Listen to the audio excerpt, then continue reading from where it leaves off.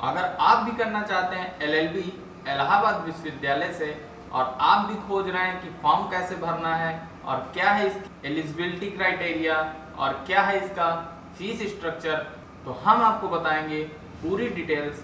बने रहिए इस वीडियो में हमारे साथ। नमस्कार दोस्तों, मेरा नाम है वेंकटेश शर्मा और आप देखना शुरू कर चुके हैं वेंकी ब्लॉग्स। दोस्तों, अगर अभी आपने हमारे चैनल को सब्सक्राइब नहीं किया है तो नीचे सब्सक्राइब का बटन दबाकर चैनल को सब्सक्राइब कर लीजिए और बेल आइकन को जरूर प्रेस कर दीजिएगा ताकि हमारी वीडियोस की नोटिफिकेशन आपको मिल सके। तो दोस्तों, सबसे पहले मैं आपको बता देता हूं, इलाहाबाद विश्वविद्यालय में दो प्रकार की एलएलबी की डिग्री दी जाती है।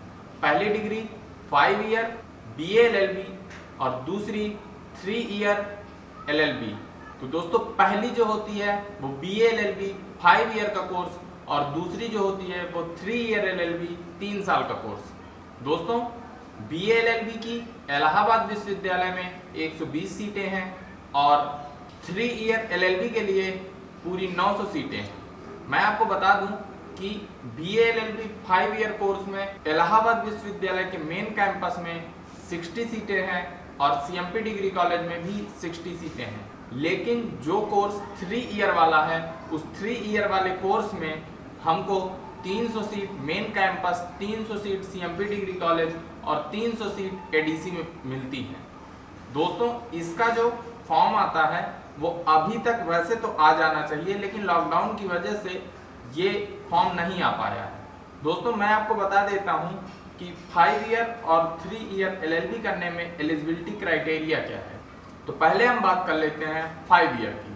तो दोस्तों, बीए एलएलबी करने के लिए आपको मेन रूप से 12th में 50% से ऊपर मार्क्स लाने चाहिए और 3 ईयर एलएलबी करने के लिए आपको ग्रेजुएशन में 50% प्लस मार्क्स लाने पड़ेंगे, तब जाकर आपका इलाहाबाद विश्वविद्यालय में एडमिशन होगा। तो दोस्तों, अब मैं आपको बताता हूँ इलाहाबाद विश्वविद्यालय का जो एंट्रेंस एग्जाम होता है LAT वो किस तरह से होता है। दोस्तों, ये जो एंट्रेंस एग्जाम कंडक्ट करवाती है वो इलाहाबाद विश्वविद्यालय खुद अपना एग्जाम करवाती है। दूसरी चीज दोस्तों, ये एग्जाम ऑनलाइन और ऑफलाइन दोनों मोड में होते हैं, जिसके लिए आप जब फॉर्म सबमिट करते हैं उस वक्त आपसे ये ऑप्शन पूछा जाता है कि आप एग्जाम ऑनलाइन देना चाहते हैं या ऑफलाइन देना चाहते हैं, जिसमें आप खुद तय करेंगे और उसी हिसाब से आगे जाके आपका एग्जाम होता है। तो ये हुई दोस्तों फॉर्म की बात। जैसे ही लॉकडाउन खुलेगा वैसे ही शायद फॉर्म आ जाएगा और आप लोग ध्यान से फॉर्म को भर दीजिएगा। तो अगला पॉइंट आता है दोस्तों फीस स्ट्रक्चर। अब दोस्तों, सारी चीजें हमको पता हो गई, हमने फॉर्म भी डाल दिया, हमने एंट्रेंस की तैयारी के लिए भी पता कर लिया। तो अब दोस्तों फीस क्या होती है। तो दोस्तों, पहला मैं आपको बता देता हूँ कि जो एंट्रेंस एग्जाम की फीस है वो 1500 पिछले साल तक थी। इस साल वो शायद थोड़ा बहुत बढ़ेगी तो 1600 या थोड़ा आसपास हो सकती है, ज्यादा घटेगी बढ़ेगी नहीं। और दोस्तों, इसके बाद जब आपका एडमिशन हो जाता है तब फीस का स्ट्रक्चर क्या होता है वो मैं आपको बता देता हूँ। तो दोस्तों, 5 ईयर जो बीए एलएलबी है उसका जो फीस है वो 55 से 60 हजार रुपए के बीच में है, जो डिमांड ड्राफ्ट के द्वारा जब आप एडमिशन लेते हैं तब जमा होता है। और दोस्तों, जो 3 ईयर एलएलबी है उसका जो फीस स्ट्रक्चर है वो लगभग 2000 रुपए है, जो जिसमें आपका प्रवेश शुल्क वगैरह सारा जोड़ के होता है।